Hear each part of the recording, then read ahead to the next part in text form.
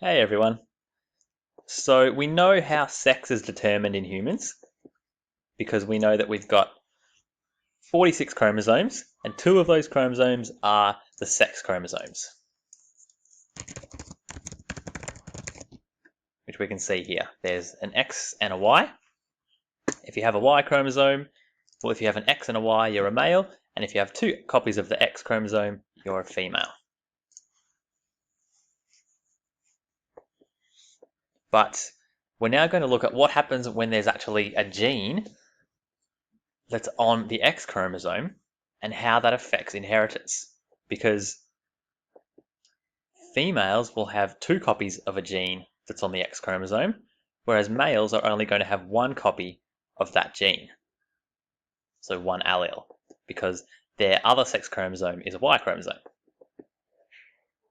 Okay, so to start us off, we're going to just remind ourselves how the chromosomes pass down from males and females.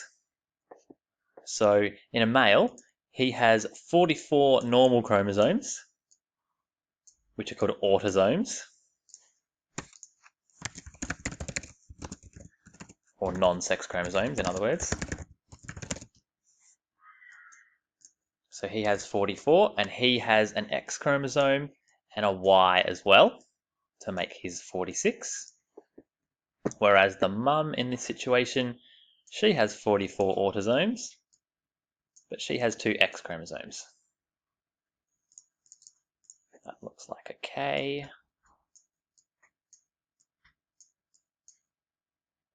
So she has 44 plus an X and another X. Okay, so that means when we get to meiosis, so in a female, when she's producing egg cells in her ovaries, all her egg cells can only contain an X chromosome because she has two copies of the X. So when the X's divide during meiosis, the only possible chance is to have an X chromosome. And then there's 22 autosomes in each egg cell as well, because egg cells are haploid. But when males produce sperm cells, well, they're all going to have 22 autosomes as well, because gametes are haploid, as we know. But depending on a 50-50 chance, half the sperm cells are going to have an X chromosome and half are going to have a Y. So it's the male sperm cell, a 50-50 chance of which sperm cell fertilizes an egg, and that's what determines the sex of the child. So to make a female, and this is the symbol we use for females, you might have seen it before. So after fertilization happens, to make a female, her body cells are going to have 44 now, autosomes, 22 from the sperm, 22 from the egg, and she's going to have two X's. But if a male, well, to make a male child, if they're going to have a boy, he will have got an X chromosome from mum, but he will have got his Y chromosome from dad. And he'll still have his 44 autosomes. So if we're thinking about how X chromosomes are inherited, you can see that fathers are going to pass their Y chromosome to all their sons.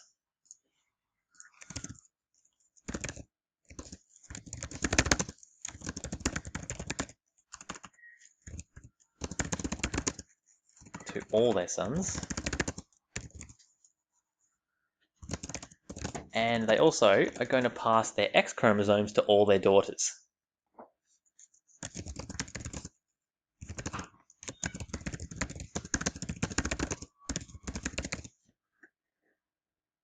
Whereas for women, they pass a random one of their X chromosomes to any of their children.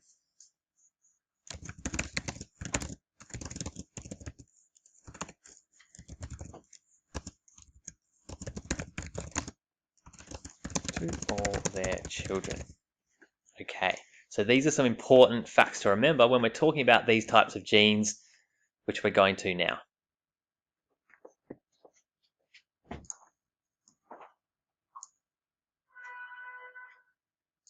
Okay, so the reason this video is called sex linkage is because any gene that's found on a sex chromosome is called a sex-linked gene.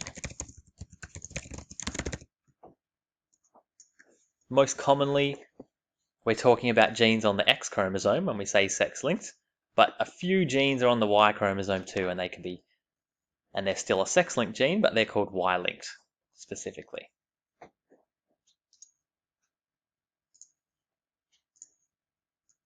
Okay, so a sex-linked gene is just a gene found on a sex chromosome. And specifically, we can call them X-linked or Y-linked. Well, here's an example of a sex-linked gene, and it's color blindness.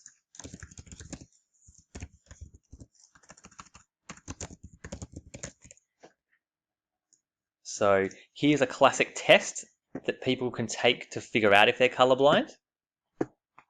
If you're not colorblind, you can see the number 74 in here, made up of green and aqua and teal colored dots amongst all the red and orange. But if you're colorblind, you can't actually tell the difference. So maybe a few people watching this won't be able to tell the difference, and you won't be able to see a number in here. It's the same thing with this picture of food. We've got peas and carrots. Most people will see green peas and orange carrots, but colorblind people can't tell the difference between greens and oranges.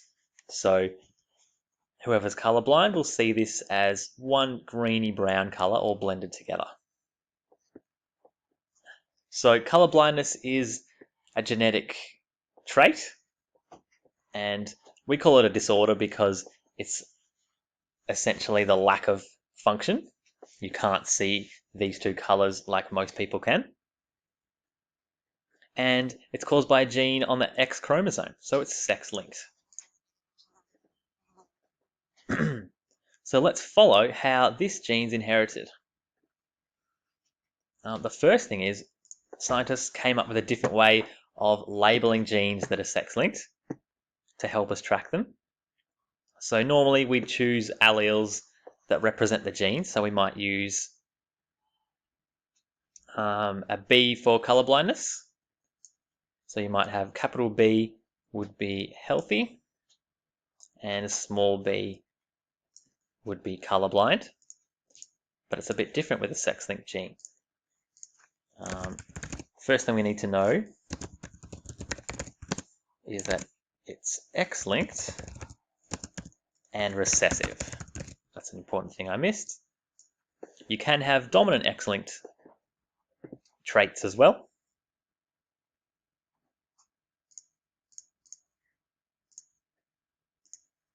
Okay, so it's X-linked and recessive. The way we draw alleles is we use X's and Y's, and then we use a small letter at the top to represent the actual allele. So this is representing an X chromosome that has capital B. So that has the healthy allele. We can also have an X chromosome that has the mutated allele that causes color blindness. And we can also have a Y chromosome, because males are going to have a Y and then one of these X's. So this is the symbols we use to show sex-linked genes. Okay, so let's follow the inheritance in an example here. Let's say we've got a mother crossed with a father, and this symbol here means genetic cross, or in other words, they're breeding.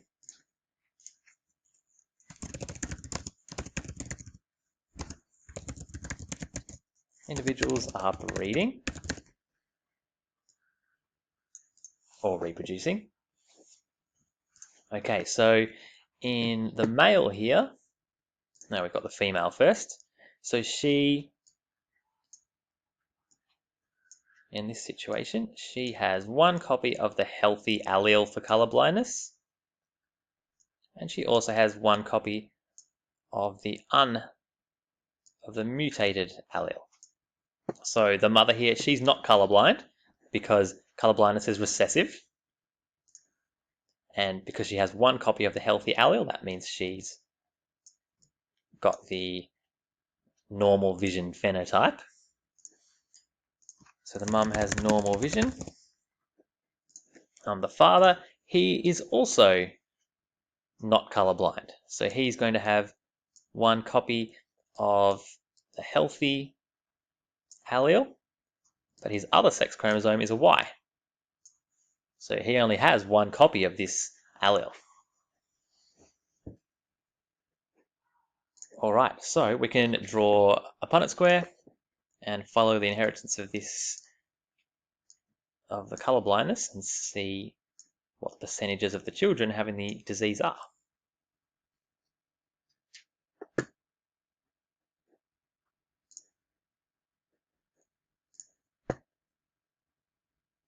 Okay, so we'll have the mother at the top. She can have, her gametes are either going to have the healthy allele or the color blindness allele. The father, his gametes are either going to have the healthy allele or they're going to be a Y. Okay, so following this through, we've got this child is going to have two healthy alleles. So they're homozygous and they have normal vision. And they're a female because they have two X chromosomes. This individual here, he gets the healthy allele from mum, so he's not colorblind, and he's a boy because he gets the Y chromosome. This daughter, she gets the healthy allele from dad, and she gets the colorblindness one from mum. So because this is a recessive disorder, she still has normal vision, but she is a carrier because she's carrying the unhealthy allele.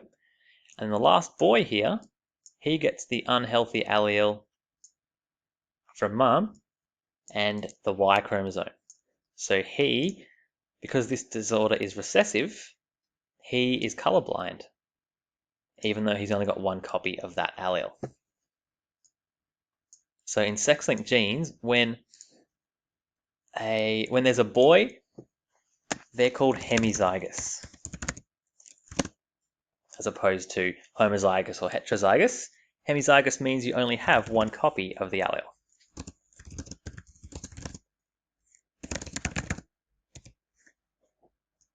And so that's why lots and lots of sex-linked traits you find in males a lot more than females, and just like color blindness.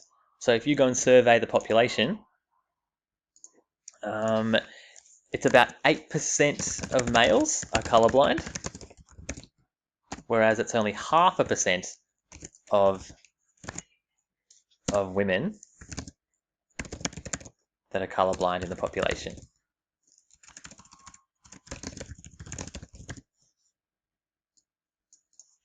And that's because for women to be colorblind, they're going to need to get, just like a normal recessive case, they're going to need to have one of the recessive alleles from mum and one of the alleles from dad is also going to have to be recessive. But for a male to get colorblindness, all he needs to get is his mother's recessive allele, because he's getting a Y chromosome from dad. So if he's hemizygous and he's got the colorblindness gene, he'll be colorblind. So the inheritance pattern for sex-linked genes is a little bit different, but we can draw our Punnett squares and we can still figure out the genotypes and the phenotypes, as well as the sex of the children, in the same way.